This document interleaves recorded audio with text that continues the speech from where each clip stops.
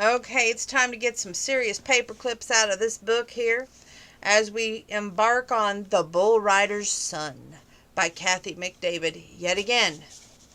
So here we go with page 94. We all figured at some point her boyfriend would step up and claim the boy. Didn't happen. Guess he's not interested.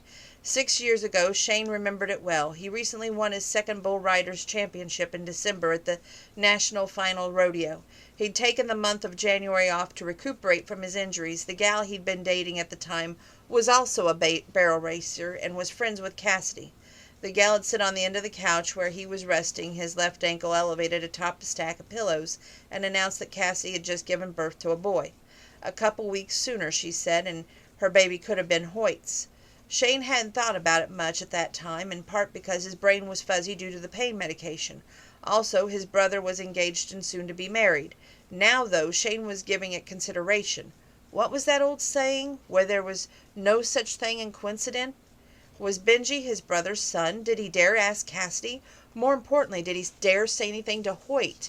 If Benji were his son, he'd want to know. He'd insist on knowing. Despite a former lifestyle many people considered wild and impulsive, Shane never moved forward without careful thought and consideration. To that end, he placed a call to Hoyt. "Hey, buddy," his brother's greeting exuberant. "How's it going?"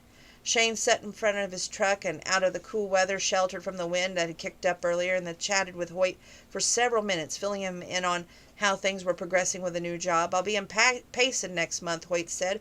"Why don't you drive up to see me?" "I just might take you up on that." Shane couldn't think of a way to casually break the ice, so he just went for it. "You know, Cassidy's here in Reckless." There was a briefest pause, and any number of reasons could have been accounted for it.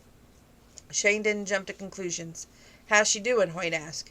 Prettier than ever, Shane thought. Stubborn, bristly at times, fiercely independent, and sexy as hell, infuriating. But in a way that was page 94, 95, 96. Made him want to take her in his arms and kiss her till she melted.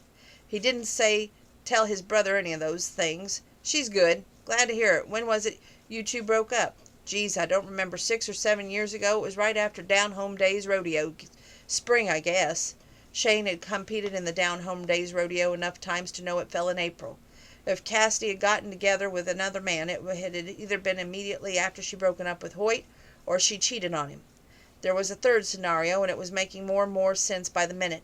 Hoyt had fathered a son, and he didn't even have the slightest idea. "Guess I forgot how long it's been," Shane said matter-of-factly. After a few more minutes of catching up with his brother, he ended the call with, "Talk to you next week." Leaning against the back seat of the truck, he eyed the bag with the baseball equipment.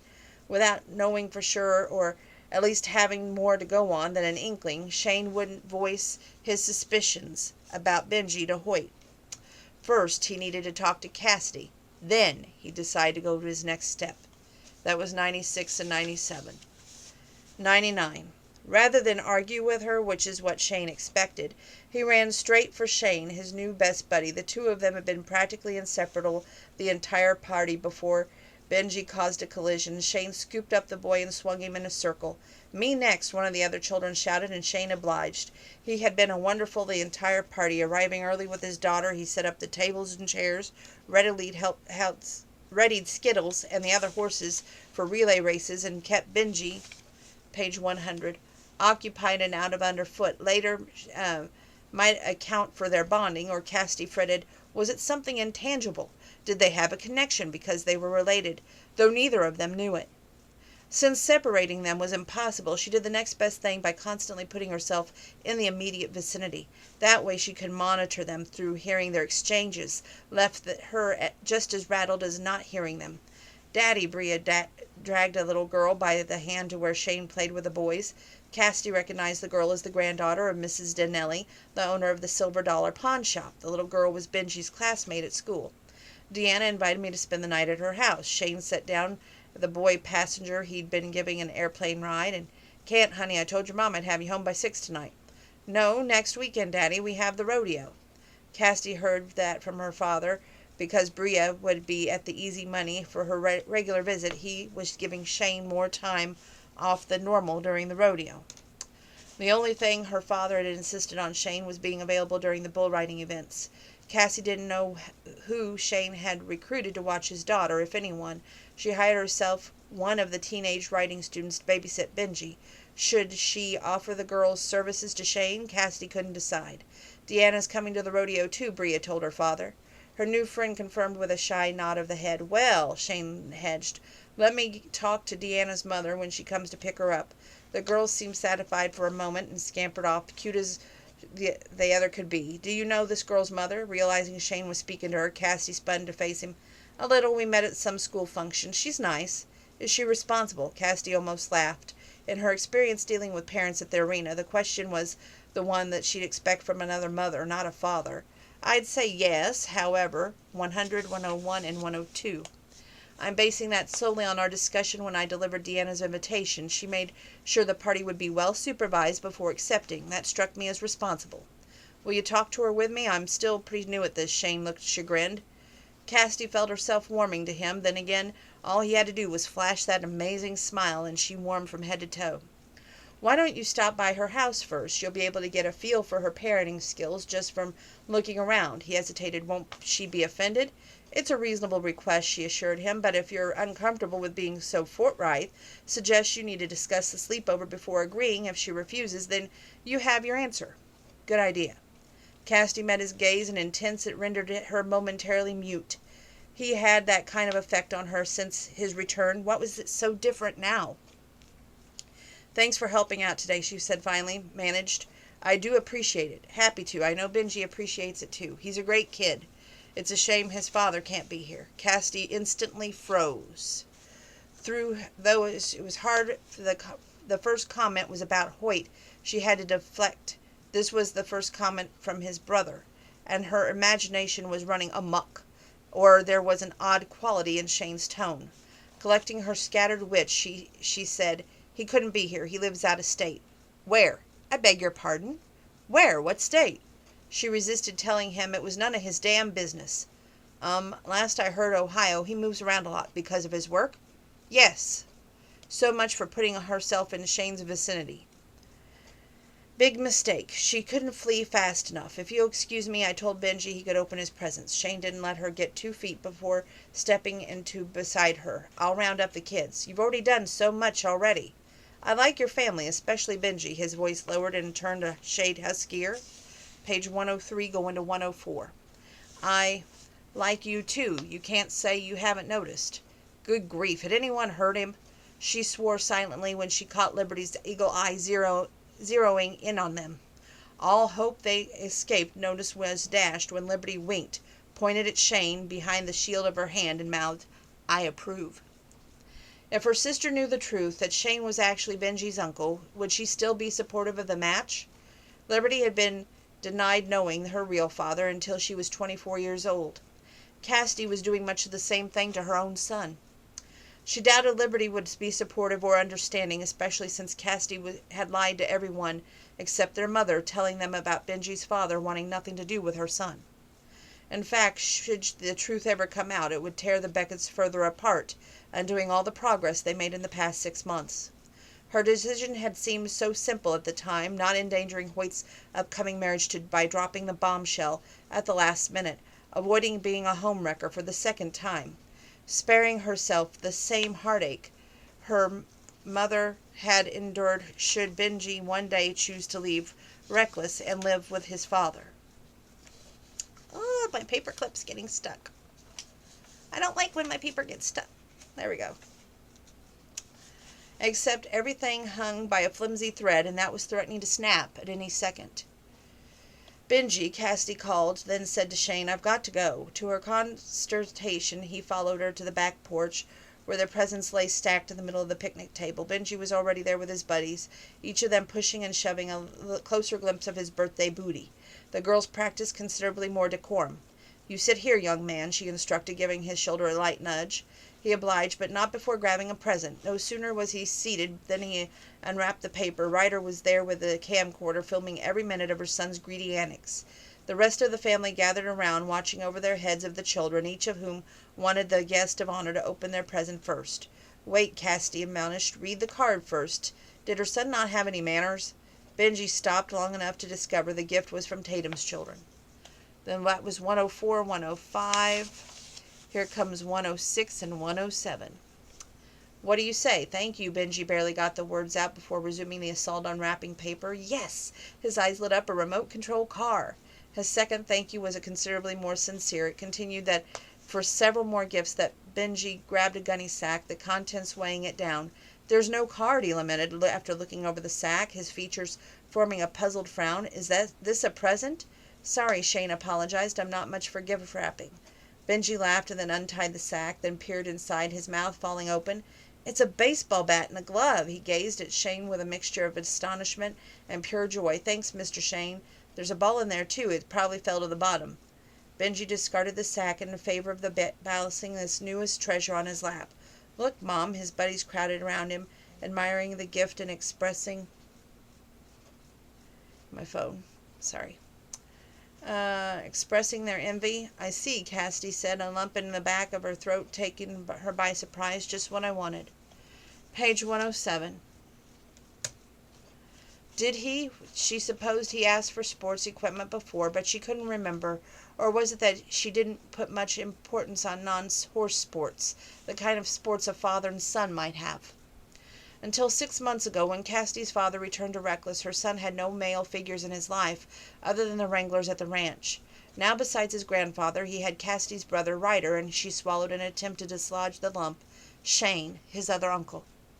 Shane hadn't been here 2 weeks, and he already figured out what her son wanted most, what he needed, baseball equipment. Will you play with me later? Benji asked Shane, his figures alight with hope. You bet. The rest of the present unwrapping was a blur for Cathy. She busied herself organizing the cards so Benji could write thank you notes. Shane hadn't included a card. Something told her she wouldn't need it to prod her memory. He stood in front of her as if she conjured with her thoughts. Let me, without wavering for an answer, he relived her moments of packages she gathered and carried into the house. This is page 108. She sighed too physically, too emotionally, and mentally tired from long afternoons to object. She barely organized a second load when he returned. I put the presents in the living room on the couch. Great. This time when he carried the presents into the house, she accompanied him, bringing a large plastic bag filled with trash as they entered the kitchen. Benji and Bria passed them, tripping over their feet in haste. Slow down, Cathy cautioned. Where you two heading? Shane asked, Benji stopping long enough to wave a package of batteries. Grandma gave me these for the remote control car. I'm going to go show Bria how it works. His cousin Cathy just then realized, and they got along as if they'd grown up together. The door hadn't quite shut when she heard Benji say to Bria, You're lucky. I wish I had a dad like yours. Earlier, when Shane commented on Benji's father not being at the party, Cathy had frozen in place. This time, she turned hot all over, as if she was standing in front of a roaring bonfire. Worse, when she dared glance up, she found Shane observing her with unwavering concentration. Awareness flickered in his eyes. He knows. She dismissed the notion. He didn't know. He couldn't. She'd been too careful all these years, and it had to be something else. I suppose we should get back to the party. Shane didn't move. Wait, Cassidy. There's something I need to ask you. Now? She steadied herself. I'm kind of busy. This can't wait.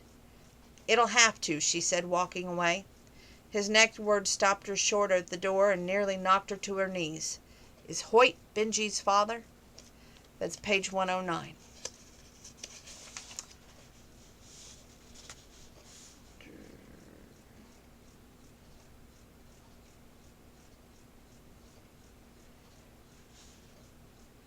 You're wasting your time, Cathy said. Hoyt's not Benji's father on page 110. She didn't take her eyes off the group of kids, one of whom was Benji. He stood out from the rest because his height was exuberant in nature. Hoyt was like that, taller than average and gregarious personality. Humor me, Shane said, as he chose a spot behind the modular playset. Earlier it had served as an imaginary fort for the trio of boys. Cathy faced him calmly, her sole sign of turmoil a thin layer of perspiration dotting her brow. Please don't be angry, he said, but I need you to be honest with me. Are you sure Hoyt isn't Benji's father? You need me? For Hoyt's sake. Besides, the fact is none of your business. Why would you even think that? She stuffed her hands in her jacket pocket. He's turning 6, and I can count, at least up to 8. Cathy glared at him. Clearly his joke about how long a competitor needed to remain on a bull in order to qualify didn't strike her as funny. You have to admit the timing's right. page 111.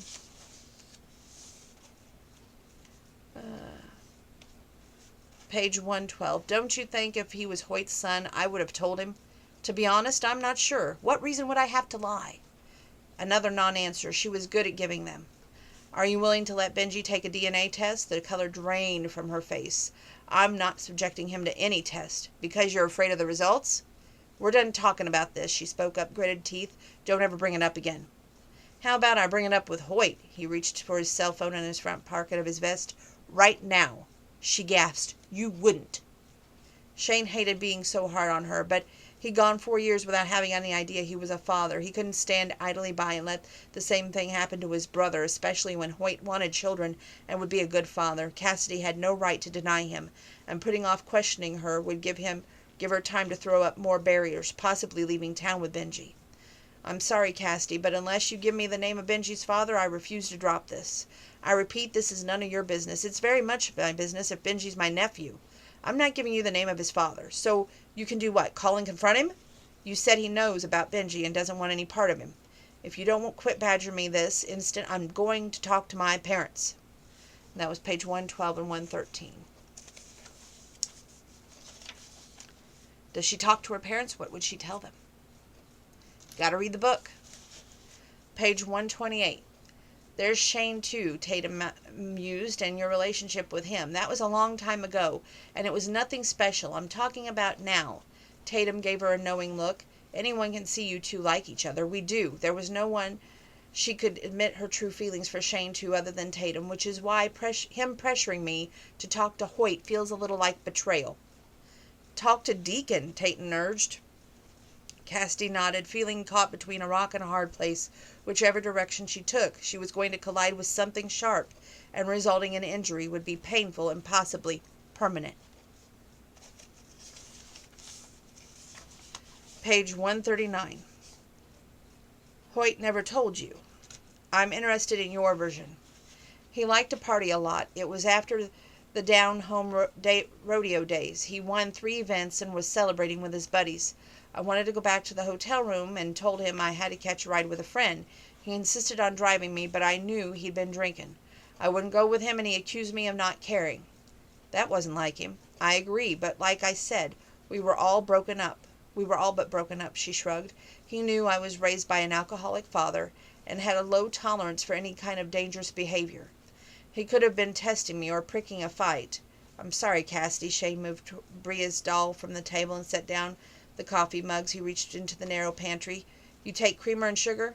If you have it, she said, laying her clipboard on the radio on the seat beside her. Shane slid in across from her, his manner unhurried. Apparently he was going to let her tell the rest of her story at her pace. Page 140. I didn't know I was pregnant when we broke up. Why didn't you tell him when you found out? She stirred the creamer and the coffee into her sugar. I thought if he cared so little for me, he'd be willing to put me in danger. How would he be with our child? I realize now that I was scared. My life was completely turned upside down. I had no clue what I was going to do. I didn't want to marry Hoyt and worried he might insist on it. I wanted Les to come home single and pregnant. My mother had sacrificed everything for me, and I was at the peak of my rodeo career, a shoe-in for the state champion. I'd have to give all that up in order to raise my baby, something I knew nothing about. Things seem to have worked out for the best. They have. Benji's happy, a well-adjusted kid. Then why haven't you told Hoyt? She sipped her mug, letting the warm coffee soothe her frazzled nerve. I almost did. Strange, but telling Shane her story wasn't nearly as difficult as she had anticipated. In fact, it was surprisingly easy. I went to Topeka to see him. When I was 8 months pregnant, I changed my mind, and immediately, the last minute, I came home. Why? I learned he was engaged. Another barrel racer told me. She met Shane's gaze across the table. I didn't want to be responsible for ruining his marriage. What makes you think you would have? Seriously, she almost laughed. You think Cheryl would have been okay with a pregnant ex-girlfriend showing up on their doorstep? And besides, she already lost one husband. I couldn't be the cause of her losing a second. She didn't deserve that. Hoyt's Benji's father, Shane said. He has a responsibility, and he also has a right. Cassidy could sense this conversation going in a direction she didn't want. Doesn't change the fact it would have been an unexpected blow, one impossible to rebound from. If Cheryl called off the wedding because Hoyt fathered a child before he met her, then maybe she wasn't the wife for him. I disagree. That's a lot to deal with, literally 2 weeks before your wedding. This is page 140, 141, 142. Okay, let's agree to disagree. For the moment, he added without anger or rancor. That still doesn't explain why you haven't told Hoyt since then. She took a deep breath and admitted lack of nerve. Because your brother and in your fear Benji will leave like he did? That's not the only reason. Shane waited, giving her a chance to explain in her own time. I didn't want to be responsible for breaking up a second marriage, she confessed. Second? He looked at her with interest. You have another old boyfriend? No, Cassidy hesitated 25 years later, and it was still pained her to think about it. My parents' marriage. The way I heard it, your dad's drinking caused their divorce. It did. I don't understand. How are you responsible for his drinking? I'm not. I'm responsible for my mother not sticking by him and not giving him the chance to get sober. I'm still confused. You were just a kid. She drained her coffee, hoping the caffeine would bolster her courage and enable her to finish the revealing this very difficult part of her past. Page 143. One night my dad picked me up from a friend's house. He came straight home from the bar. He had no business driving. My mom would never have allowed him if she'd known about it. I didn't want to go with him, but neither did I want to make a scene in front of my friend. On the way home, he misjudged the distance, or he wasn't paying attention, and plowed the truck into the well house. Were you hurt? No, neither of us was, but it was scared the hell out of me, and afterward I had a meltdown. It's understandable. I demanded my mom send him away, threw fits when she tried to reason with me. A couple of weeks later, she did just that. Dad packed his bags and moved to Kingman. You didn't break up their marriage. It was already on the rocks. What if I hadn't insisted? Difficult as it was for her, Cassidy met Shane's gaze head on. Everything, and I mean everything, would be different. Liberty would have known her father her entire life, and not grown up, confused and hurt, believing herself unlovable. Ryder wouldn't have left, breaking my mom's heart. My parents might still be married and not spent years being apart and miserable. Or your mom would have divorced him anyway. Ryder begged her not to. It was as if she chose which one of her children she loved more, and I don't think he forgave me until recently. Cassie, don't take this wrong, because it's a sad story, and I can see you and your family are still coping with the fallout, but what does it have to do with Hoyt and you? She bit back a sob, refusing to let Shane see her cry. I couldn't take the chance of causing him and Cheryl the same kind of misery I did my parents. Neither could I live with that guilt. I already have enough of that. The confession left her nearly oddly empty and relieved. At the touch of Shane's hand covering her fingers, she looked down. His fingers were calloused yet warm and comforting. She didn't resist. A moment later, she turned her hand over his to keep clasp. It should have been surreal, her sitting there holding Shane's hand. Instead, it felt natural, as if they'd been holding hands all their lives. In retrospect, her rushing to his side and kissing her cheek when Wasabi went on a rampage had also been natural. She hadn't stopped to think, and she didn't know. She did now. She just savored this moment. Your mother made her choice, he said. She sent your father away because she wanted him gone. I think she was on the fence, and I pushed her over onto the side of divorce. They love each other to this day. He came back to reckless for liberty, but also to marry Mom again, which makes me feel guiltier. Is that what she wants too? Not at first. He's made a lot of progress lately, convincing her otherwise. You're not to blame, Cassidy. She and your dad were adults. He could have chosen to get help with his addiction sooner than he did. She could have arranged an intervention, gotten him into rehab. Leaving was hardly his only option. But what if I had insisted she send Dad away? Or had not sent Dad away? Everything might have turned out differently. That was page 144 and 145.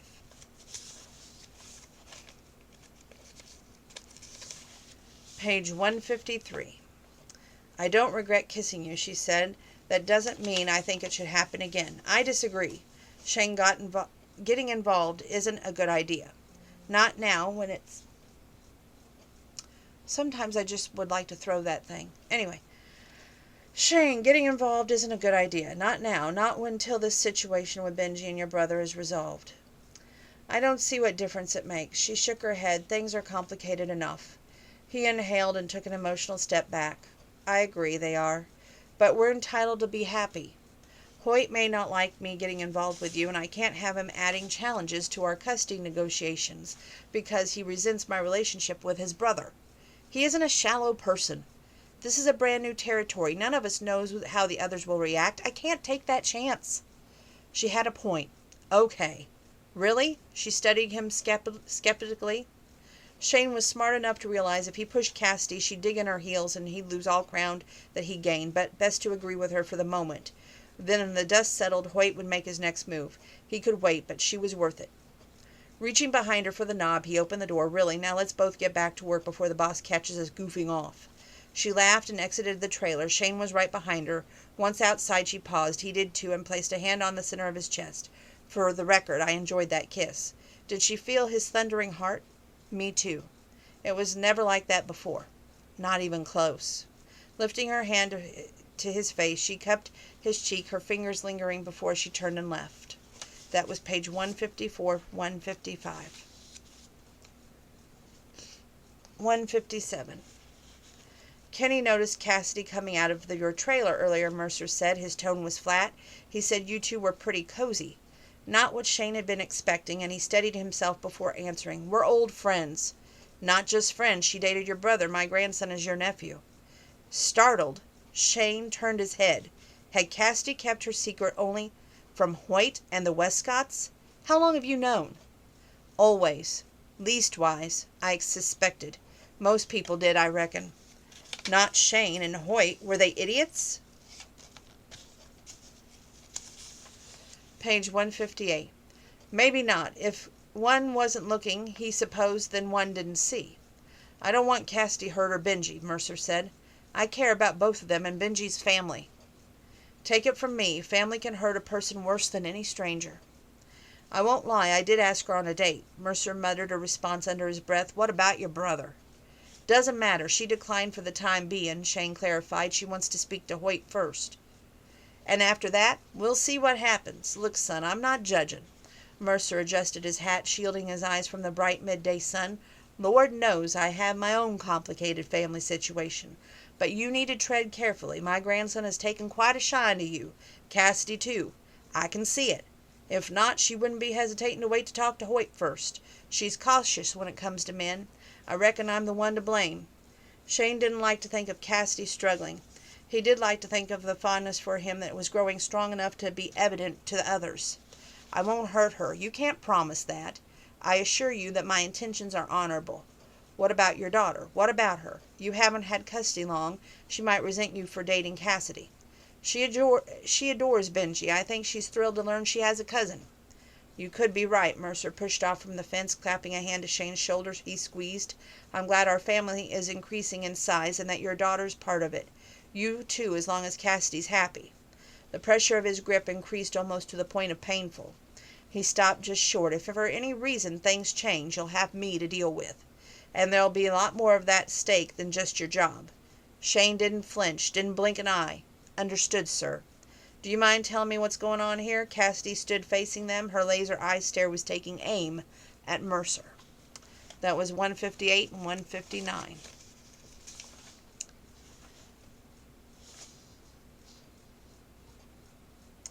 Well, I marked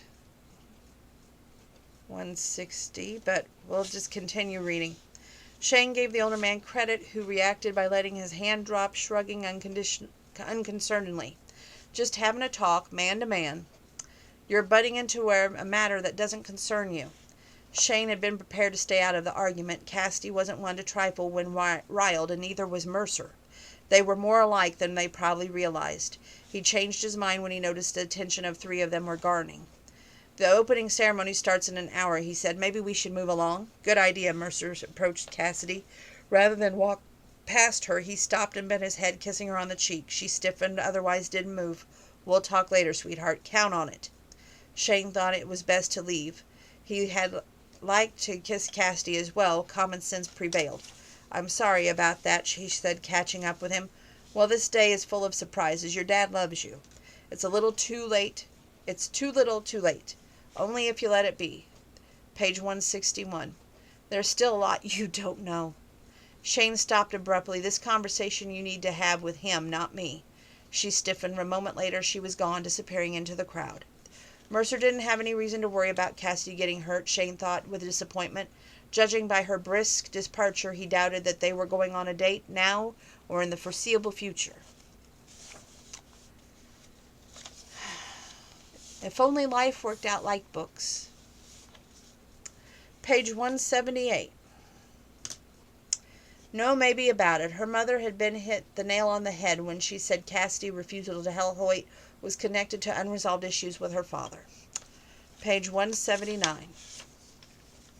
Did everything have to keep going back to her parents and their divorce? How could one event impact so many people, completely change the course of their lives? Cassidy was tired of coping with the after effects. Collecting herself, she said, "Why don't you call me back when you've worked out the details of your trip, and then we can make plans?" And Cassidy could arrange an appointment with her attorney just to get more of these concerns laid to rest. "Can you email me some of the pictures of him?" Cassidy blinked and then taken back, though she shouldn't have been. "Of course. Shane has my email address." She might have said goodbye. She couldn't be sure. The last few seconds of the call became a blur. Tears filled her eyes and she laid the phone down on the table. "You did good." Shane hadn't moved. He continued to sit across from her. His hand was squeezing hers. Cassidy had occasionally imagined telling Hoyt about Benji, and none of those conversations or versions was Shane there, comforting her and consoling her. She liked the reality better. He was making a difficult day a tiny bit more bearable. "If you want, I can help you tell Benji." She wiped her cheeks. Already her tears were drying. "I do." Possibly she was making a huge mistake by allowing Shane to get closer. Then again, he might be the only one person she needed most to survive the weeks ahead. Page 180.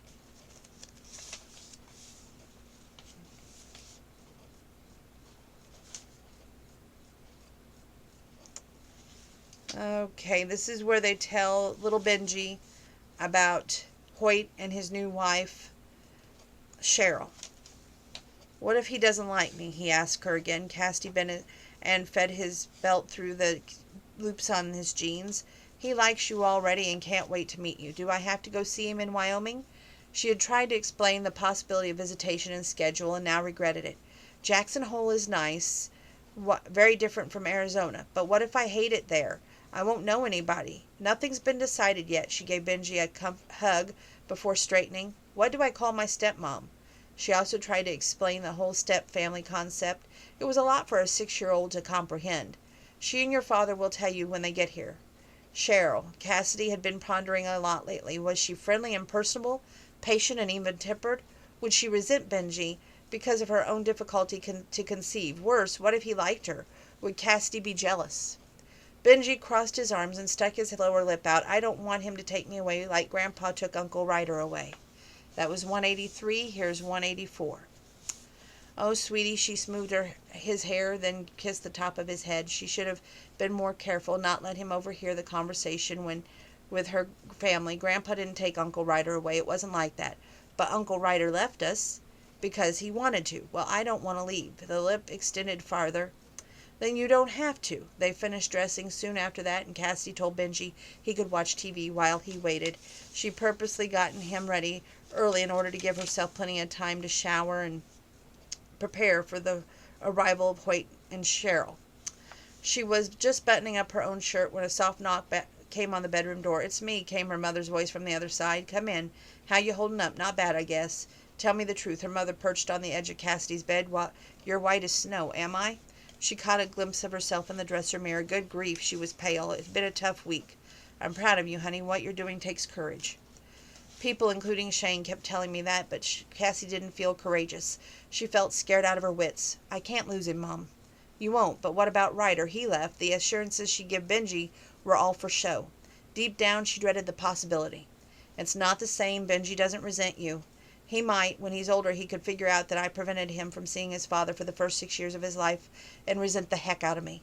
Hoyt could only poison his thinking. Cheryl could be the wonderful, fun stepmom who overindulges him, and while I'm the mom who makes him do the homework and clean his room. You're letting yourself get carried away. For all you know, Benji and Hoyt won't get along. That's not what I want." "Of course you don't." Page 184 and 185. "My point is, we can't foresee the future. The best we can do is take each day as it comes." Page 186. Cassidy plunked down on the bed beside her mother, who was putting a comforting arm around her shoulders. "We're here for you if you need us." We, Cassidy surmised, meant her mother and father. You and Dad are getting pretty cozy lately. Her mother gave Cassidy a squeeze before releasing her. I won't deny it. You didn't come home last night. I'm a grown woman. There's a cheerfulness in her mother's voice. Cassidy had been hearing that more often than lately. If you're happy, then I'm happy. I am, more than I thought possible. What if he regresses? Alcoholism doesn't go away. I doubt he'll regress. He hasn't touched a drop in over 20 years. You made quite a turnaround when Dad first returned to reckless. You fought him tooth and nail at every step. Things are different. You children are grown, for one. Yeah, but you're having a young grandson living here. Let's just say, for the sake of argument, that Dad, her mother cut her off, take every day as it comes, remember? It was also a bad habit of hers, anticipating the worst, also getting a difficult one to break. A glance at the bedside clock made Cassidy realize she needed to jump to her feet, heart racing. They'll be here soon. Her mother also stood, though considerably more slowly. I'd really like for you and your dad to patch things up. He wants it too. Cassidy pushed her hair off her face, breathing deeply in an effort to relax. Can we talk about this later, please? I have enough to worry about right now. I understand at the door her mother paused. Just give it some consideration, okay? It would mean a lot to both of us.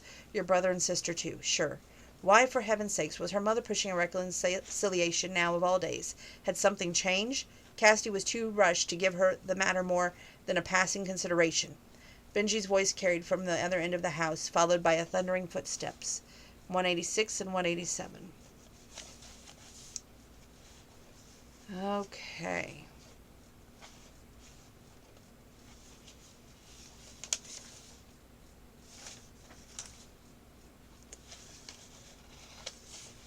I'm trying to see how far ahead I want to take us tonight.